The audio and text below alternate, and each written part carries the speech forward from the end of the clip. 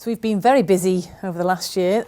Here's another of our new products, which is a set of Techniques brushes. So you have 6 different brushes in the pack, all of which has a different technique you can use to make different marks. Let's have a look, shall we? We'll start off with this big foam brush, which is ideal for doing large lines and washes.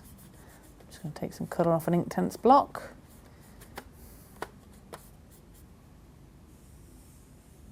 Okay, some beautiful thick lines with that.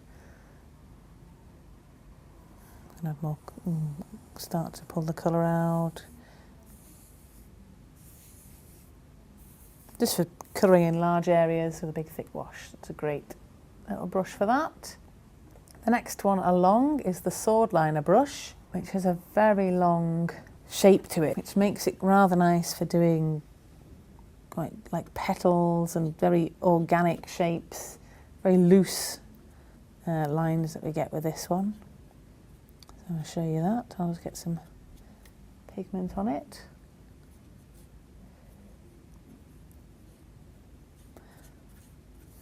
So I'll take that. There we go. Lay another one down so you can see it again. Really nice brush to use. Very loose, you feel like you can just do all sorts of very loose marks with that one. Next one along, we've got a fan brush. So when you add water to the fan brush, you'll see it kind of separates itself into little points. So we'll use that now to make some different marks. So kind of nice way of adding different marks to your paintings. Because it's just random the way it's going to make its little points. When we add it back to the water, I might take another green up maybe and just start layering. It's very non-uniform lines that you make with this. It's just nice, quite natural. Press down and then do it. You end up with a lot thicker lines. So it's just up to you how you use it really. Different marks to your painting there. Then, of course, we have something which looks a little different, which is the comb brush. Looks like a little hand. So this one again, we'll wet it.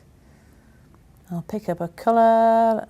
I'll go for that lovely turquoise colour. And this is much more uniform, so you get those lines. Quite nice for hatching.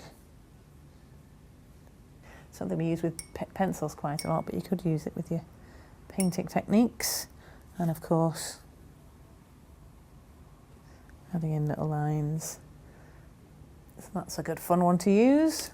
We have a nice standard flat brush. Lovely soft bristle. Well, not too soft, but synthetic heads on all of these brushes so they keep their shape nicely. And the final brush we have here is the rigger brush, which is a very fine tipped brush, but the tip is quite long as well, which means you get a beautiful fine point with it. So let's just pick up some colour. Take a while to get some colour with it. Right. I tend to spiral it around just to make sure the whole brush is coated. And then we can use that to add in fine detail.